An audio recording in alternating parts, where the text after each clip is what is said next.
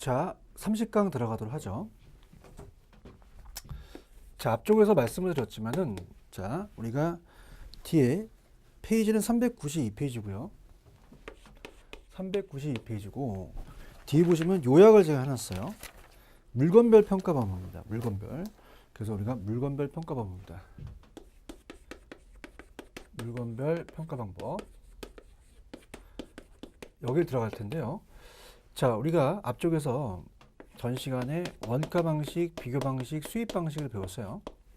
비교 방식, 수입 방식을 배웁니다. 3방식이죠. 그래서 6방법 중에서 가액을 산정하는 게 있습니다. 원가 방식에서 구하는 게 원가법이고요. 자, 비교 방식에서 구하는 게 거래사례 비교법입니다. 거래사례 비교법. 수입 방식에서 구하는 게 수익 환원법이거든요. 물건마다 틀리다 그랬죠. 그래서 앞쪽에서 제가 건물이 삼각이 돼요. 그래서 건물은 삼각자산 같은 경우는, 자, 건물은 원가법으로 갑니다. 건물은 원가법. 그래서 어떻습니까? 건물, 그 다음에 건설기계, 선박, 항공기 같은 거는 원가법으로 가요. 자, 그 다음에 자, 자동차라는 게 있는데, 자동차는 상가금은 되지만, 자, 시장성이 많죠.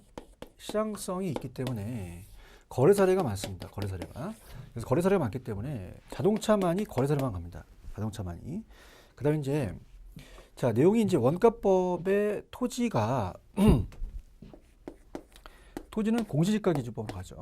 비교 방식 중에서 공시지가 기준법인데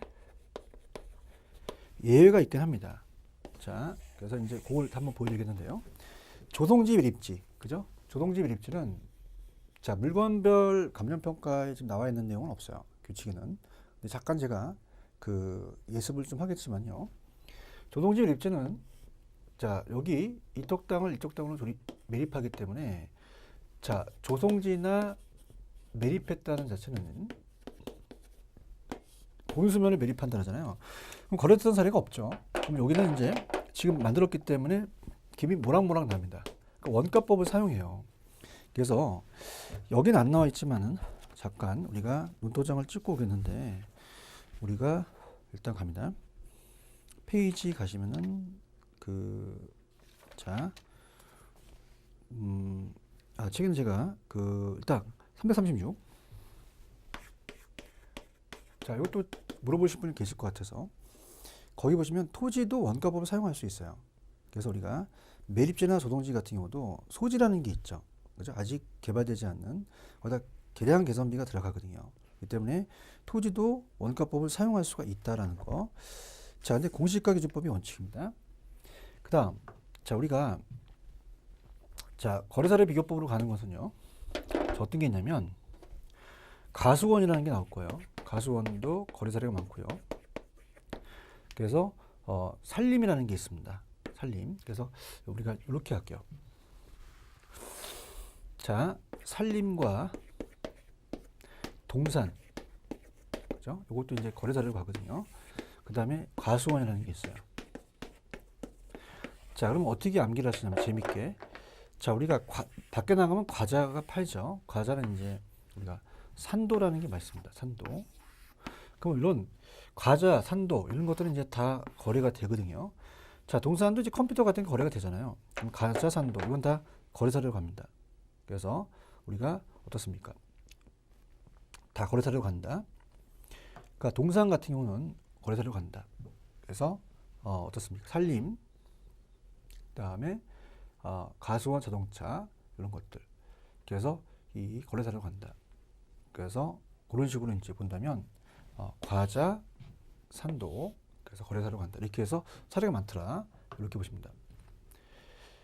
그 다음에 우리가 이제 그렇게 보시면 이제 그 거래 사례가 있다 그래서 암기할 수가 있고요.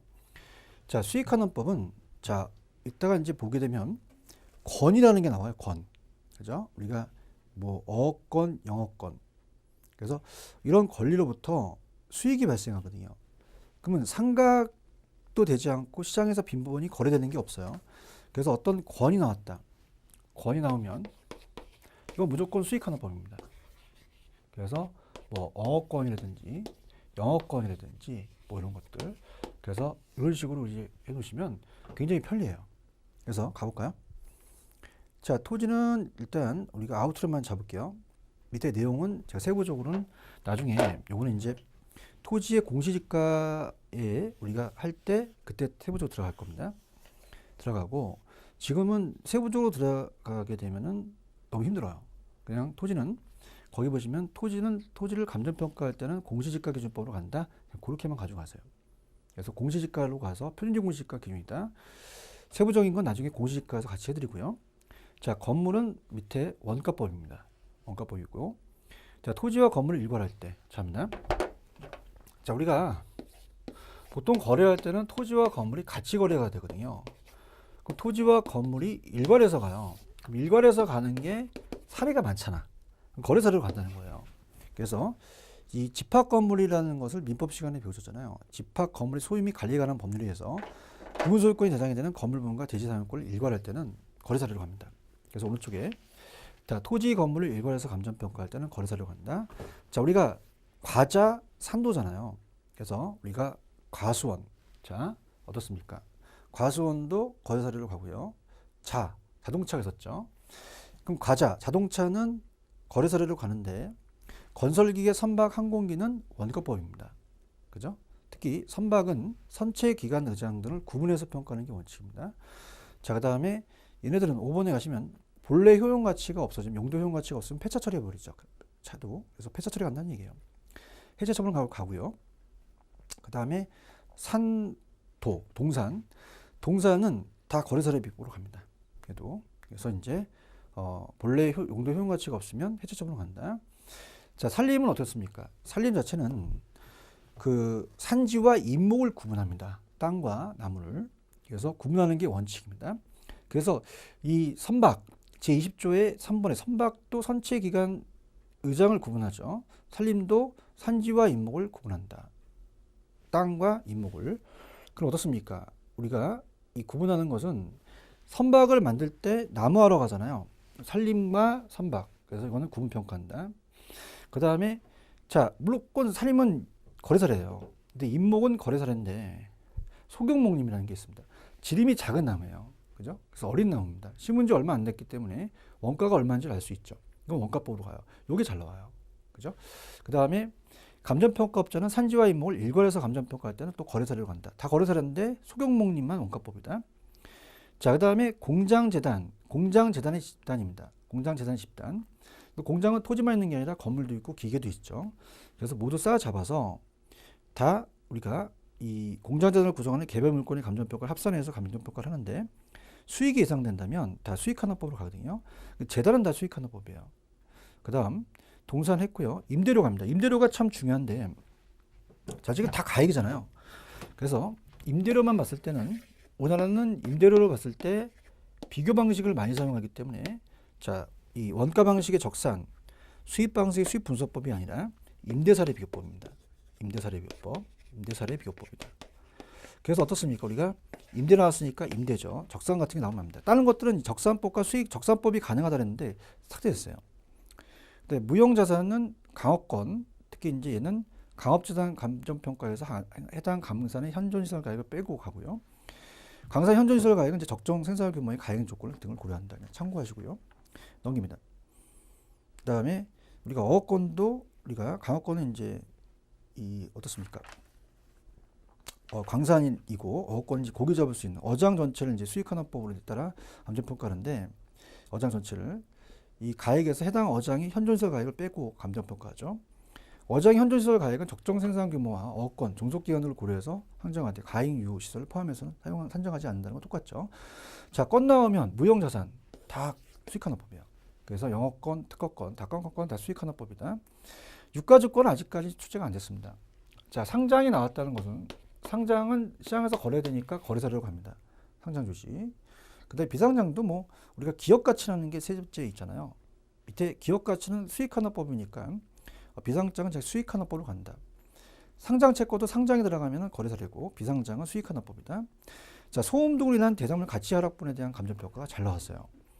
자, 이따 우리가 기출문제를 보지만 얘는 마지막을 보시면 됩니다. 소음 진동 일조 침해가 되면 환경오염이 되면 가치가 하락하겠죠. 직간접적으로 피해가 발생할 때 가치 하락에 대해서 그 가치 하락분에 대해서는 소음 등이 발생하기 전에 대상물 가액 및 원상 회복 등을 고려된다. 고려할 수 있다가 아니라 하여야 한다. 이렇게 합니다. 자, 물건별 평가 방법을 다시 한번 복습해 볼게요. 오른쪽 토지는 공시지가기준법, 건물은 원가법, 건물과 토지를 유발할 때는 거래사례. 산림은 산지와 임목을 구분해서 갑니다. 산지와 임목을 구분해서 가는 게 원칙인데 임목은 거래사례인데 소규모목림은 원가법이다. 산지와 임목을 일괄해서 평가할 수 있다. 가수원은 거래사례고 자, 공장자는 개별물건 감정평가에 합산을 하죠. 재단은 다 수익환원법입니다. 그 다음에 자동차는 거래사례, 건설기, 선박, 항공기는 원가, 선박, 원가법, 선체기간 의장을 구분해서 가죠. 산림이 아까 산지와 임목을 구분해서 가듯이 그래서 배를 만들 때는 나무를 해서 한다. 구분해서 한다. 다음에 효용가치가 없을 때 해체처분을 가능합니다. 동사는 거래사례, 임대는 임대사례법, 강업권은 어때요? 우리가 건 나오면 무조건 수익환원법이죠. 어권, 건 나오면 다 수익환원법입니다. 소음, 진동, 일조 침해에 대해서 환경 등은 어떻습니까? 맨 마지막 대상 물건의 가액 및 원가 회사 원가 어떻습니까? 원상 회복 비용을 고려하여야 한다. 자, 공시지가 기준법만 제가 세부적으로 안 갔어요. 자, 그래서 이제 옛날 문제이기 때문에 그냥 답만 볼게요. 우리가 지출 체크에 보시면은 좀 옛날에 대한 이론이 좀 우리가 많이 바뀌었기 때문에 우리가 좀 봅니다. 자, 우리가 1번 문제 기출체크 396페이지 가시면은 감정평가라는 규칙상 물건별 평가에 대한 설명도 틀린 것은 좀 바뀐 내용들은 제가 좀 세부적으로 좀 염두해 드릴게요. 자, 일단은 토지는 대상 토지와 동일 또는 유사한 표준지 공시가를 선택을 합니다. 나중에 이제 시점 수정을 한다는 자체는 제가 나중에 또 해드리고 있고요. 건물은 원가법이잖아요. 그죠? 그 다음에 뒤에 있는데 삭제했어요. 다 지우세요. 다른 방법이 안 됩니다. 무조건 원가법이고요. 건물과 토지를 일괄할 때는 거래사례법만 가죠. 그래서 지금은 맞게 돼 있지만은 자, 어떻습니까? 자체적으로 지워주기 바랍니다. 소음, 진동, 일조 침해는 원상 회복 등을 고려해야 한다. 산림은 이제 우리가 보통 임지와 임목으로 이제 옛날에 됐지만 이제 산지와 임목이라고 하거든요. 그래서 산지와 임목을 일체로 하는 감정평가 할 때는 일괄해서 감정평가 할 수 있다. 이것도 맞는데 약간 이제 산지와 임목이 좀 바뀌었죠. 그 다음에 이번에 이제 틀린 것은 뭐 요거는 나중에 해드리겠지만 미리 좀 보겠지만 4번입니다. 적산법이라는 게 있거든요. 나중에. 그래서 감정평가에 관한 규칙이 있으니까 우리가 기준점에 대상물과 가액을 기대율로 곱해서 산정한 금액의 사정 보정이 아니라 필요한 지급을 가산해요. 나중에 제가 또 해드리기도 하고요. 임료를 산정한다. 그 다음에 이제 오른쪽에 규칙에 의해서 지금 옳은 것은 자, 기억해 보시면은 우리가 앞쪽에서 왜 시장 가치가 원칙이었잖아요. 대상 평가액은 시장 가치로 하는 게 원칙입니다. 적정 가격과 적정 임료라는 표현은 규칙에서 얘기하는 게 아니라 부동산 가격공시법에서 얘기하거든요. 감정평가에 관한 규칙에 의해서가 아니라. 그래서 우리가 그 얘기는 이제 법이 다르기 때문에 우리가 공시지가를 평가할 때는 적정인데 그냥 평가액은 정상가 우리가 시장 가치예요. 그렇게 해놓으시고 자, 산림은 임지와 임목을 구분해서 평가를 하죠. 산지와 임목이죠. 자, 감가 수정할 때는 이제 내용 연수를 정액 정률 상한이라고 이제 배우실 거예요. 원칙이고요. 그 다음에 리을 평가는 개별로 하는 게 원칙이고 두 개 이상일 때는 저번에 일괄할 수 있다 그랬어요. 누상이 불가능하면 건물은 원가법이니까 아니겠네요. 그래서 우리가 니은 디귿 일만 맞다. 자, 4번도 나중에 공시지가 기준법을 따로 우리가 공시지가를 한 다음에 계산 방식을 해드릴게요. 지금 하게 되면 좀 연결이 안 되세요. 자, 5번도 마찬가지입니다. 5번도 물건별 감정평가를 보니까 전체적인 걸 보고 제가 해드리고 지금 물건별 감정평가 한번 볼게요. 6번 갑니다. 감정평가에 관한 규칙상 감정평가 방법에 관한 설명에서 틀린 것은 건물은 원가법 맞아요. 그 다음에 집합건물에 대한 소유 관리에 법률에 의해서 구분소득 대상이 되는 건물과 대지상권을 일괄할 때는 거래사례로 갑니다. 임대료는 적산법이 아니라 임대사례 비교법이잖아요. 최근 문제입니다. 3번이 정답이죠. 그 다음에 영업권, 특허권은 다 수익환원법 맞고요. 자동차는 선박, 항공기는 원가법이지만 자동차는 거래사례. 그 다음 7번도 나중에 이제 3방식 하면서 말씀을 드릴 거고 자, 8번이 최근 그 감정평가 시험제 나왔었어요. 그래서 우리가 이것도 다른 것들은 다 아는 내용이고 4번 가수원은 수익환원법이 아니라 거래사례입니다. 자동차는 건물은 원가, 자동차는 거래사례 맞죠. 그 다음 넘기시면은 이제 뭐 다른 것도 규칙에 있으니까 봅니다. 지금 해드린 건 이거예요. 이거 위주로 가시라는 얘기죠. 나머지 공시지가라든지 삼방식에 대해 연결되는 부분은 나중에 제가 다시 한번 감정평가에 관한 규칙을 한 다음에 해드리도록 할게요. 자, 이렇게 나갔던 이유는, 자, 우리가 이제 336페이지로 가시면 원가 방식이라는 것이 여러분들이 조금 눈에 들어옵니다, 이제. 그래서 원가 방식은 그 건물에 적용되는 게 원칙이죠. 그래서 이 건물과 관련되니까 간다. 자, 원가 방식에서 원가법 나가도록 하겠습니다. 자, 원가법 우리가 보도록 하죠. 자, 페이지 이제 가셔서 우리가 교재 336페이지입니다. 원가 방식에서 가액을 산정하는 게 원가법이에요. 원가법. 가가 가액이거든요. 원가법. 자, 그러면은 우리가 보통 아까 토지보다는 건물에 적용됐죠. 삼각자산. 자, 정의도 중요하지만 우리가 식이 중요해요. 식도 우리가 시험에 나옵니다. 그래서 다시 생산했을 때 원가를 재조달 원가라고 하거든요. 감가됩니다. 감가 누계액이 있어요. 자, 이걸 빼는 것을 감가수정이라고 하거든요. 그래서 그 시장 가격을 적산가액이라고 해요. 그래서 자, 우리가 이제 최근에 들어서 이제 문제가 자, 여기 이제 그 어떻습니까? 최근에 나와 있는 문제는 자, 여기에 대해서 이제 그 이 399페이지로 가시면 잠깐 노트장을 찍어 올게요. 지금 원가법이라는 게 있잖아요. 대상 물건의 제도 원가에서 감가수정을 해서 감가수정이라는 단어가 들어가야 되죠. 가액을 산정하는 것이다. 이렇게 나옵니다. 자, 그래서 다시 336으로 오시면 그 식 중요합니다. 그래서 대상 물건의 제도가에 감가수정을 해서 대상 물건 가액을 산정하는 것이다. 그렇게 봅니다. 자, 그러면은 자, 예를 들어서 자, 지금 건물에 적용되잖아요. 건물은 감가가 됩니다. 자, 이게 새 건물이라고 한다면요. 칠판주계가. 자, 얘가 이제 그냥 가볍게 볼게요. 재생산했을 때 1,000원입니다. 자, 감가가 되죠. 전체가 내용연수가 10년이라고 한다면 자, 만약에 지금 3년 지났어요. 그러면 나중에 내용연수로 따지는 게 정해법이라는 게 있거든요. 그럼 우리가 만약에 100원, 100원, 3년이 됐다면 100원, 100원, 100원, 누계액이 300원이 되겠죠. 빼면 700원이 적산가액이 돼요. 자, 그 다음에 이제 가장 중요한 게 이제 기준 시점이라는 걸 명시합니다. 자, 왜냐하면 자, 이 건물이 예전에 만약에 2012년, 14년에 우리가 뭐 어떻습니까? 뭐 5월 2일 날 졌다. 근데 지금 기준점을 2017년 5월 2일로 기준해라. 라고 한다면 자, 벌써 3년이 지났잖아요. 시점이 틀리거든요. 시점을 수정해야 되니까 지금 기준점을 돌려오라는 거죠. 그래서 현재 새로 조달되는 상정액으로 상대는 소요되는 적정원가의 총액으로 대상 물건의 가액을 구합니다. 자, 그래서 우리가 700원이 1,000원이 더 비싸니까 700원, 300원 뺐으니까 얘는 상한선이 되겠죠. 옛날에 이제 복선 가격이라고도 했거든요. 그래서 이렇게 가액이다. 그 다음에 이제 복제 원가와 대체 원가라는 게 있습니다. 여기서부터가 이제 여러분들이 좀 어려운데 자, 복제와 대체가 틀려요. 그러니까 예를 들어서 자, 칠판주의가 똑같으면 물리적으로 똑같이 찍어서 만든 게 대체고요. 그 효용에 똑같다는 게 물리적으로 찍은 게 복제죠. 복제 인간은 똑같이 만들죠. 대체라는 것은 이 효용면에서 대체할 수 있는 거예요. 그러니까 예를 들어서 우리가 약국에 가서 어떻습니까? 뭐 타이레놀 하나 주세요. 머리 아플 때. 그럼 타이레놀을 똑같은 걸 나한테 줬으면 물리적으로 똑같습니다. 근데 이제 보통 그렇죠. 약을 팔 때. 타이레놀 없어요. 그러니까 이거랑 대체할 수 있는 다른 게 있는데 사시겠어요? 펜젤이 있거든요. 그럼 타이레놀과 펜젤은 똑같지는 않아요. 그렇지만 그 효용면에서는 같다는 얘기죠. 뭐 이렇게 여러분 접근해 보시면 어떨까라는 생각입니다. 그래서 자, 복제한다. 똑같이 만드는 거거든요. 우리가. 그러니까 복제라는 것은 동일 자재, 동일 공법으로 복사하듯이 똑같이 만든 거예요. 그래서 우리가 복제 원가 또는 재생산 비용이라고 하는데, 자, 우리 그냥 복제 원가로 그냥 갈게요. 복조 원가라고도 하는 학자도 있습니다.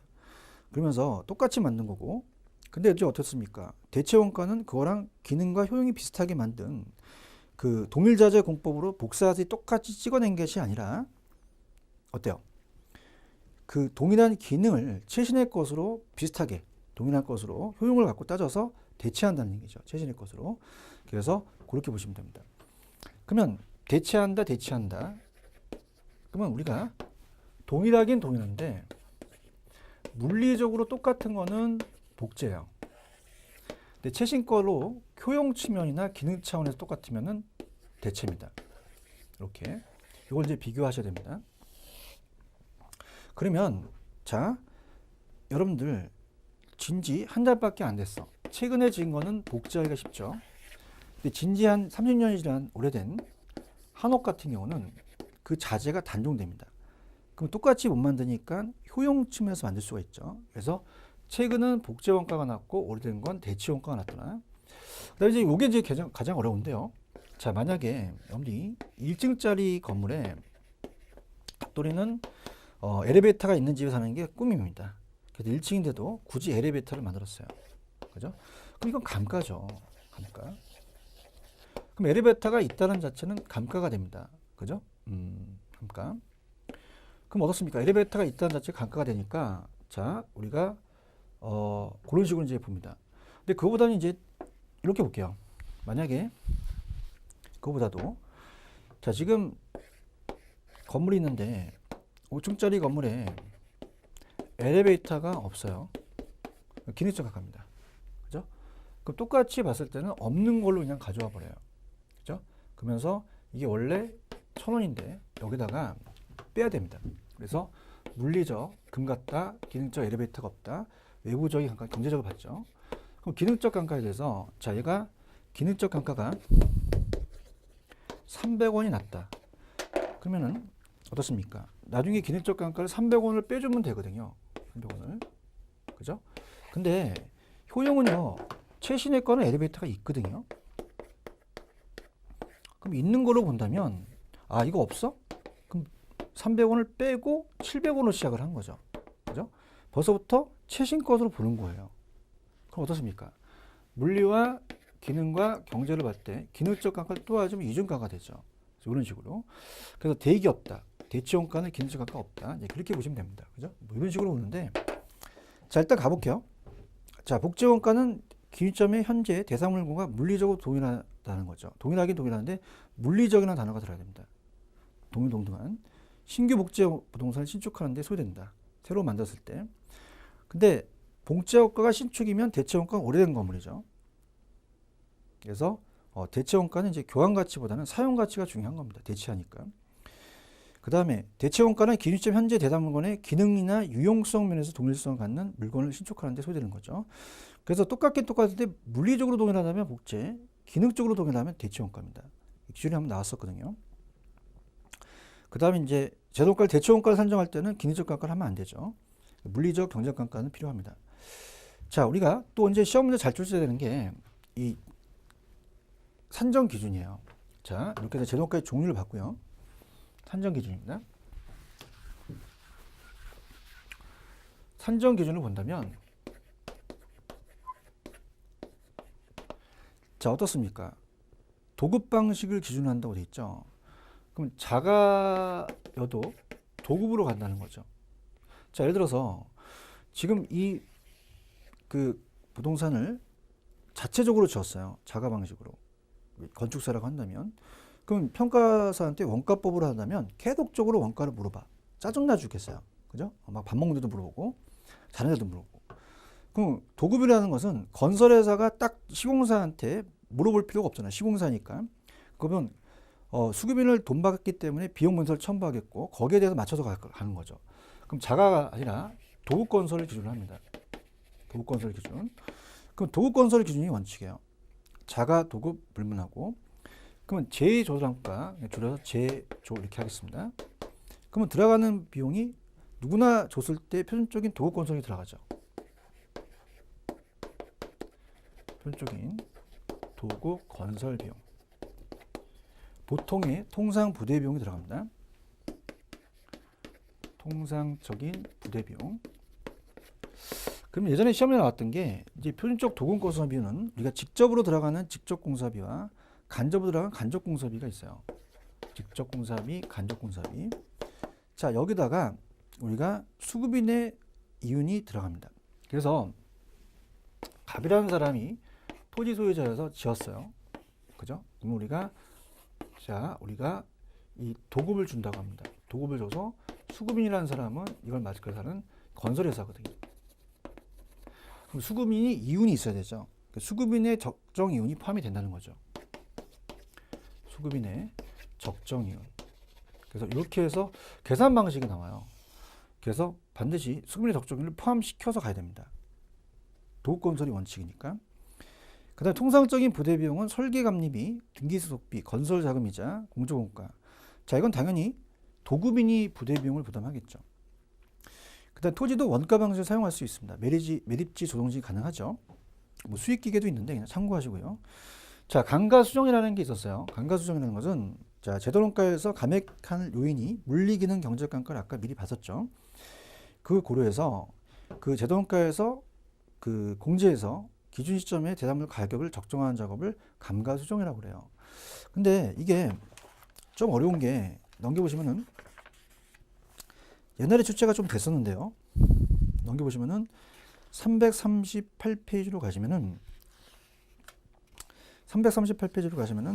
감가수정과 감가상각의 비교라는 게 있습니다. 자, 이걸 이제 우리가 잠깐 보고 문제가 있으면 좀 풀어보도록 하겠는데요. 상각과 수정이 다르다는 얘기죠. 그래서 상각과 수정이 다르기 때문에 자, 어떻습니까? 그 내용을 이제 우리가 본다면 들어가 보도록 하죠. 자, 우리가 감가상각이라는 얘기 들어보셨잖아요. 상각은 우리가 회계에서 따왔어요. 그죠? 그래서 상각하고 수정이 다릅니다. 그래서 우리가 연말정산 같은 거 하시게 되면 영수증을 많이 챙기는 게 비용 처리를 하잖아요.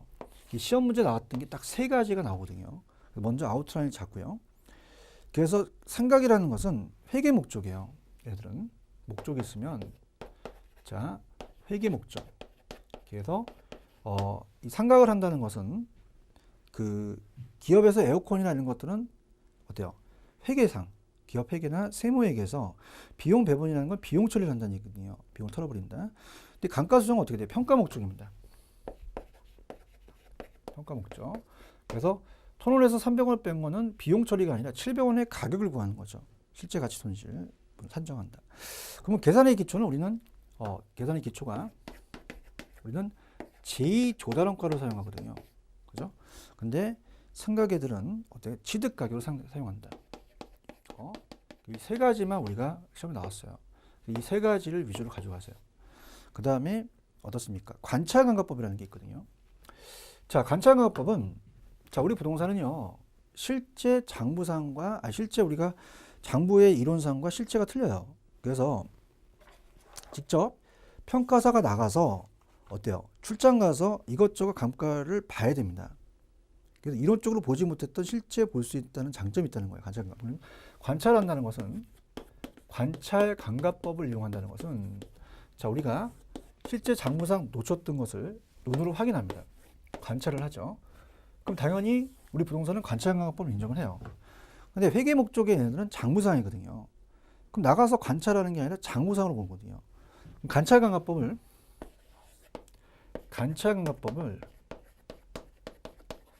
얘네들은 인정하지 않습니다. 수정은 인정해요. 이 3가지만 시험 문제 정해져 있어요.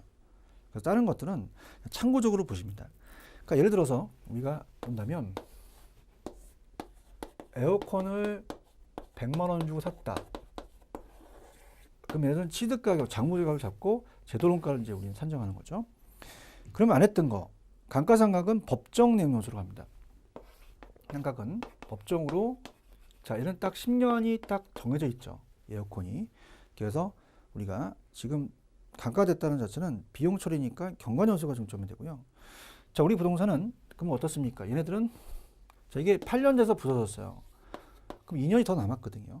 근데 우리는 자체적으로 법정 내용 요소가 아니라 이건 잘 나와요. 경제적 용수에다 좀 별표 쳐놔보세요. 자, 8년째 부서졌으면 그 자체에 대한 경제적 용수를 우리가 보거든요. 장래 보존 용수를 본다. 이거 좀 체크하셔야 됩니다. 우리나라 감가수정화하는 법은 경제적 용수를 기준한다가 나옵니다. 그 다음, 자, 우리는 수정은 물리적, 건물이 금이 가거나 아니면 엘리베이터가 없거나 또 외부적인 상황이니까 경제적 감가도 고려해요. 근데 걔네들은 생각은 경제적은 빠집니다. 외부적인 감가는 안 볼 필요가 없죠. 그 다음에 우리는 현존 물건만 대상하는데 걔네들은 10년짜리인데 8년이 돼서 부서지면 어떻습니까? 우리는 그것만 보는데 걔네들은 2년 이상 남죠. 자산으로 계산되면 멸실되어도 계속 상각된다는 얘기예요. 그 다음, 자, 우리는 토지도 조성지 같은 경우는 원가법을 사용해요. 토지에도 제외적으로 인정되는데 걔는 상각자산만 적용됩니다. 그 다음에 좀 깊숙하게 간다면 우리는 감가상각비가 영업경비에 취급되지는 않습니다. 건물의 감가가. 걔네는 영업경비에 취급한다라는 거. 자, 이렇게 해서 이제 보시면 됩니다. 자, 그렇게 보시면 되고요. 그 다음에 이제 제일 어려운 게 이거예요. 337페이지 가시면 감가수정하는 방법이 제일 어려워요. 미리 말씀드립니다. 자, 그래서 여기까지는 어느 정도 이제 이해 가시는데 감가수정하는 방법이 조금 디테일하게 들어갑니다. 그래서 아까 감찰감가법이라는 게 있었잖아요. 자, 그럼 들어간다면 자, 감가수정하는 방법이에요. 그래서 100원, 100원, 100원이 정해법이거든요. 장부상입니다. 그러니까 내용연수가 기준이에요. 내용연수를 기준으로 합니다. 그래서 일정액이 정액법이고요. 일정율식이 정률법. 이자를 고려하는 게 상환기금법이에요. 상환기금법. 이 세 가지 방법이 있다라고 합니다. 그럼 요거는 우리가 장부, 이론상이기 때문에 장부와 이론과 실제가 안 맞습니다. 그래서 관찰감가법 등으로 하라 그러죠. 관찰감가법 등으로 조정을 할 수가 있다. 이렇게 됩니다. 관찰감가법이라는 걸 우리가 먼저 가볼게요. 넘겨보세요. 좀 전에 했지만 관찰감가법은 실제로 면밀히 관찰해서 보는 거죠. 그래서 이론적으로 보지 못했던 것을 실제로 보기 때문에 우리가 좋은 겁니다. 근데 단점은 이제 평가사의 주관이 개입될 가능성이 크죠.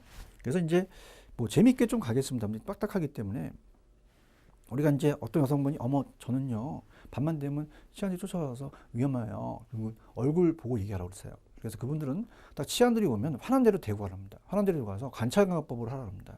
그럼 치안들이 세밀하게 관찰할 수 있죠. 물리, 기능, 경제. 그래서 안녕히 계세요. 그렇게 갑니다. 그죠? 그래서 가는데 주의할 건 있어요. 갑순이가 딱 들이대면 다 도망가는데 안 도망가요. 너 왜 안 도망가니? 뭐 내 스타일이야? 그래서 주관 개입됩니다. 그래서 어때요? 평가사가 면밀히 관찰을 해요. 그래서 물리, 기능, 경제는 직접 구하기 때문에 면밀하지만 주관이 개입이 되기가 쉽잖아요. 그래서 이 관찰하면서 어려운 감가 요인을 빠뜨릴 또 우려가 있고요. 폭넓은 경험과 지식에 따라서 개인마다 다를 수도 있죠. 그래서 이제 내용 요소를 기준으로 하는 게 원칙입니다. 자, 분해법이라는 자체는 분해법은 우리가 앞쪽에서 물리, 기능, 경제적 감가라는 게 있었잖아요. 그래서 물리, 기능, 경제. 그래서 물리, 기능, 경제로 보통 우리가 이제 5가지가 있는데 3가지까지가 시험지에 나옵니다. 그래서 대상 부동산에서 직접 구하면 직접법이고요. 자, 우리가 어떻습니까? 내가 못 구하면 사례에서 가지고 올 수 있어요. 자, 요 2가지는 좀 출제 빈도가 낮습니다. 그래서 내가 못 구하면 사례에서 가지고 올 수 있으니까 우리가 어떻습니까? 사례에서 가져오면 간접법이다. 이렇게 봐요. 자, 분해법이라는 자체는 우리가 3가지 감가가 있었어요. 건물이 물리적이다. 금이 같다. 그 다음에 기능적이다. 엘리베이터가 없다. 그죠? 그럼 고칠 수 있냐는 거죠. 당연히 얘네들 가능, 불가능이 다 있습니다. 가능, 불가능. 근데 경제적은 어떻어요? 치유할 수 없었죠. 외부적인 감가는 치유가 불가능합니다. 그래서 이 순서대로 분해를 해요. 분해를 해서 우리가 하나씩 전부 합산을 합니다. 그래서 여러 가지 요인을 분해한 다음에 계속 절대 금액을 합산하는 거죠. 그래서 내구성 분석법 이렇게 나왔던데 내구성 분해 방식 이렇게도 나왔었거든요.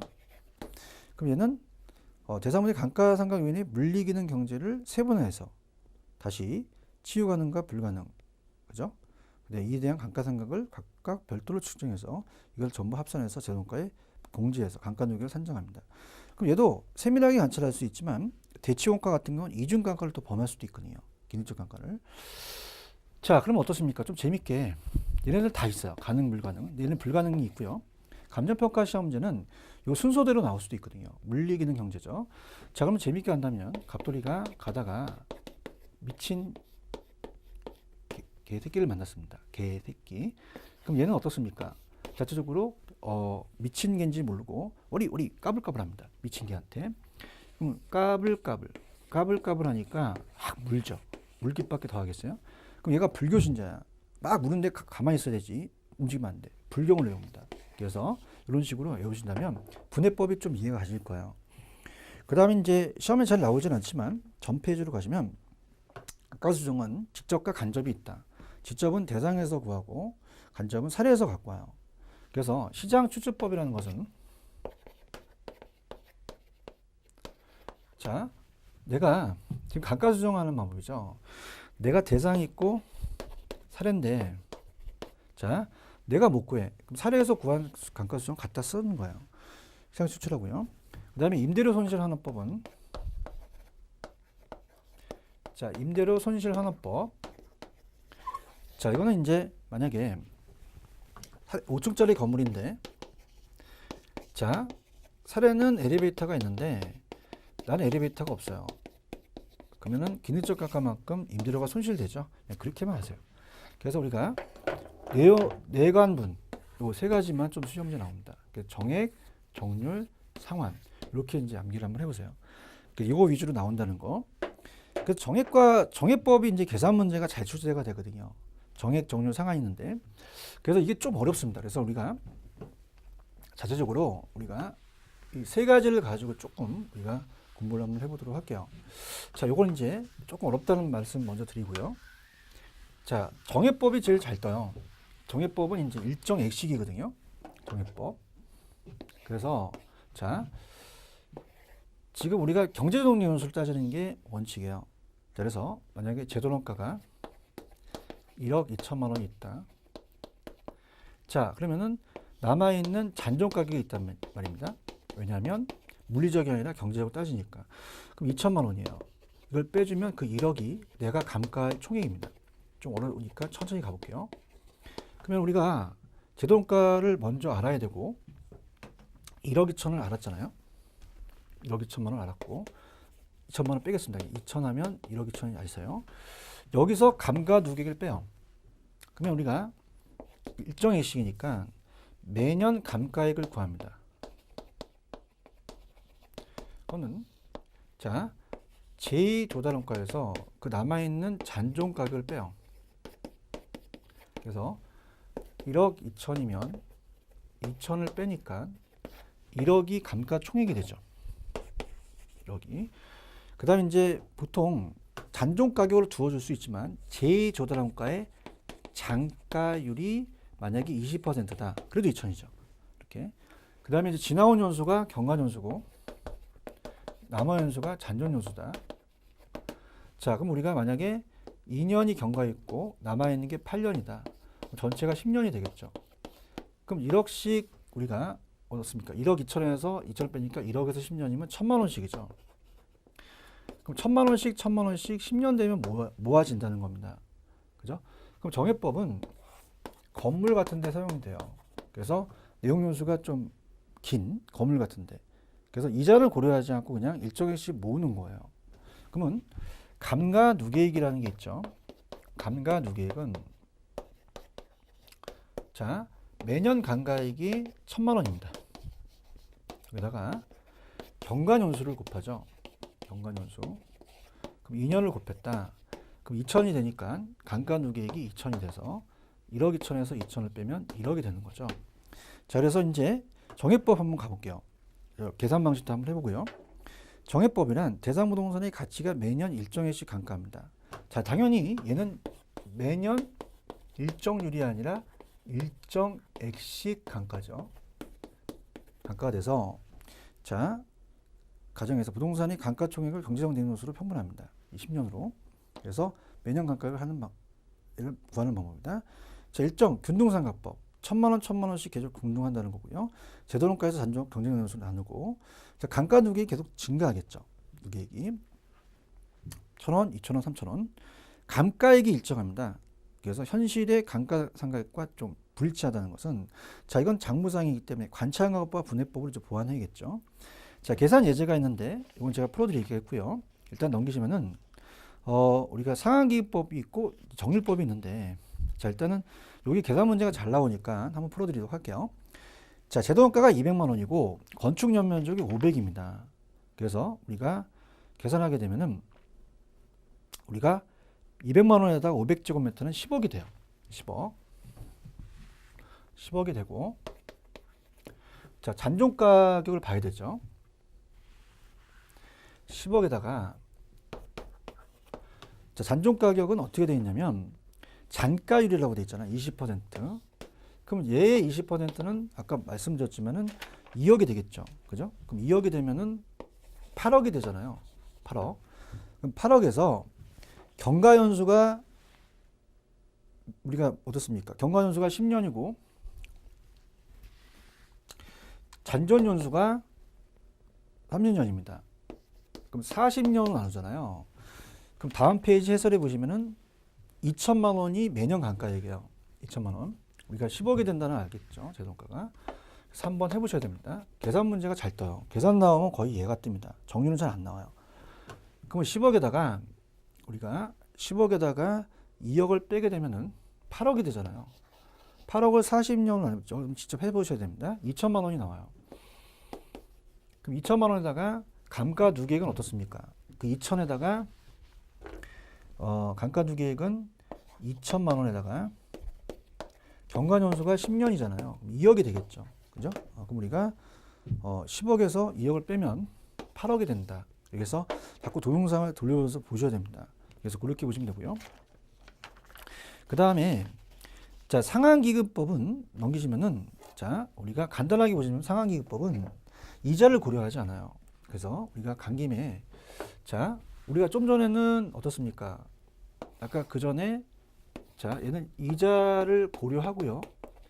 얘는 이자를 고려하지 않는다는 얘기예요. 이자 고려하지 않습니다. 자, 우리가 매년 감가액이 아까 그 전에 했던 계산이 제가 1,000만 원이면서 1억을 10년 동안 모았잖아요. 얘는 950만 원씩 해요. 그래서 자, 얘는 1억에 대한 감가 총액을 타먹습니다. 감치임계수라는 얘기 들어오셨잖아요. 감치임계수. 적금 들죠. 그래서 500만 원에 대한 이자를 먹는 거예요. 그럼 아까 얘가 1,000만 원이었으면 얘는 적게 감가하죠. 그죠? 그러면서 나중에 적게 감가하니까 더 많이 남죠. 자, 그래서 얘는 어떻습니까? 내용연수 만료할 때 감가 누계 상당액과 그에 대한 복리 계산에 이자만 들어가면 무조건 상한기법 찍으셔야 됩니다. 내용수 상환하는 방법이다.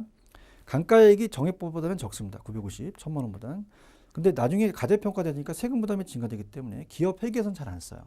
자, 그래서 요거는 제가 그 정률법서부터는 제가 다음 시간에 하겠습니다. 정률법. 그래서 우리가 지금은 이제 30강을 했죠. 31강서부터는 자, 정률법서부터 들어갈게요. 정률법. 그래서 지금은 상한과 그 다음에 정액법까지 갔습니다.